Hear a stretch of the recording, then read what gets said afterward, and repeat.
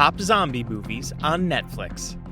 Zombie movies have undergone a real transformation over the years, but the concept of the zombie hasn't changed all that much.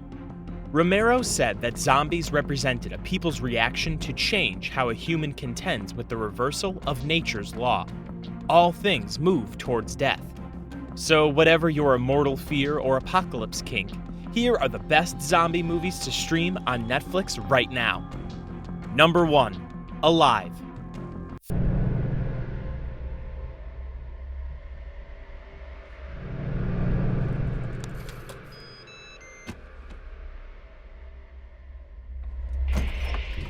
Fans of zombie cinema were hotly anticipating at least one South Korean zombie feature this year, Peninsula. The sequel to the much-loved Train to Busan was heavily hyped, but ultimately fell far short of the original. Thankfully, though, there was another Korean zombie flick waiting in the wings to step into its place, in the form of the significantly more successful, if modest, Alive. Fans of the original World War Z novel will certainly find this story familiar, as it's suspiciously similar to one of that book's better-loved passages, about a young gamer or hacker in Japan who is so deeply engrossed in the web, he fails to notice the world descending into a zombie apocalypse around him, before finally being forced to unplug and go on the run. Number 2. Ravenous.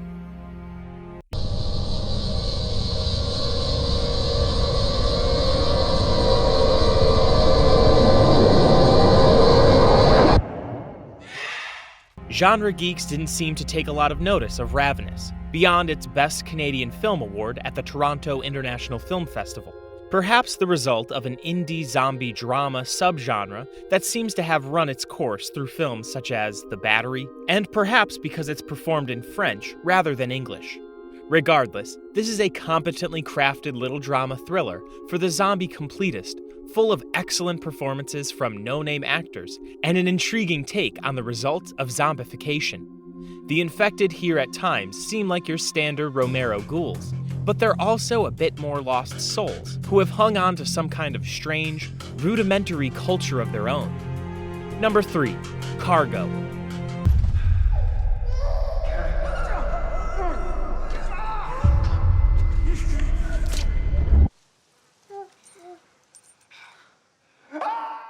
We've had enough takes on worldwide zombie apocalypses to last undead enthusiasts long through, well, a worldwide zombie apocalypse.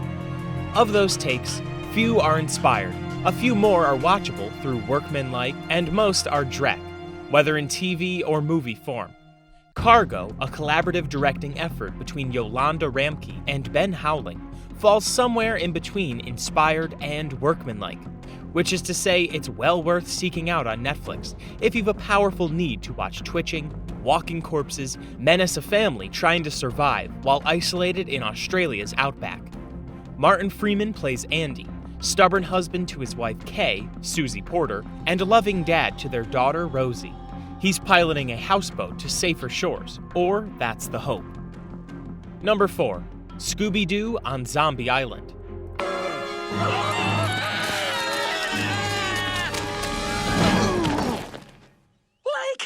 Glad to see you. After a decade in frequent syndication, Scooby-Doo roared back into popularity among children of the 1990s, which culminated in Scooby-Doo on Zombie Island, the first in a prolific series of direct-to-video movies.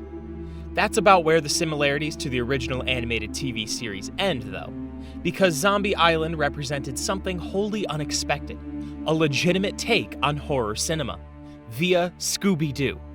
After decades of unmasking unscrupulous land developers and treasure hunters, the idea to put real supernatural creatures into a Scooby-Doo story was a rather brilliant one, and Zombie Island is complemented by what is undoubtedly the best animation the series had ever seen, courtesy of Japanese studio Mook Animation. It gave fans something they never knew they needed, fantastically atmospheric gothic horror vibes. Number 5. The Girl with All the Gifts.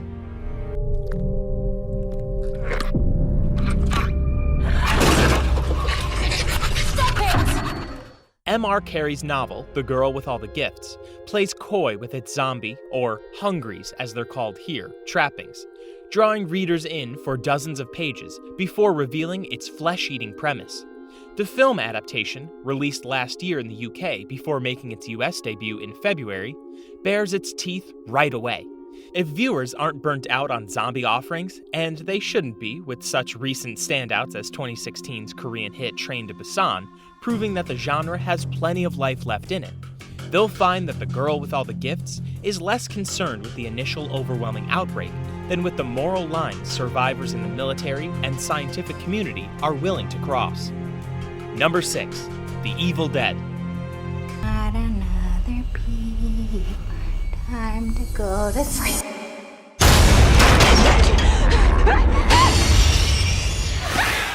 Infamously pieced together from $350,000 on an exceptional amount of goodwill, The Evil Dead, when looking back at it, seems to have created a kind of horror unto itself. Sam Raimi's debut, of course, is notable for so much more than that, like how it was edited by Joel Cohen, or how Stephen King's rabid interest caught the attention of a major studio, giving Raimi and close bud Bruce Campbell the chance to pour everything they knew about slashers, slapstick, camp, pulp, and fantasy into Evil Dead 2, a kind of sequel-reboot hybrid. But the real gauge of The Evil Dead's tenor is perhaps best exemplified by the fact that its 2013 remake was something of a sickening feast for gore hounds. Number 7. Zombieland.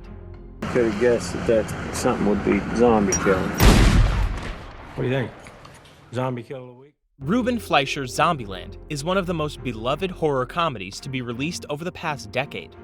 In addition to its 89% certified fresh score on Rotten Tomatoes, the film currently boasts a 7.6 out of 10 IMDb rating and 73 out of 100 Metascore. Starring Woody Harrelson, Emma Stone, Jesse Eisenberg, and Abigail Breslin, the film revolves around a foursome of strangers who band together in order to survive a hyper-violent zombie apocalypse.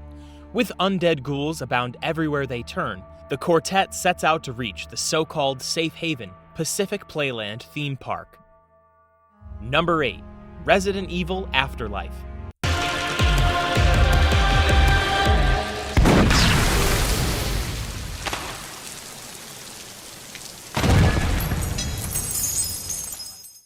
Thanks for watching. I hope you liked the video. For more such amazing videos, hit that like button and subscribe to Black Slate Studios. Also, comment down on your favorite zombie movie.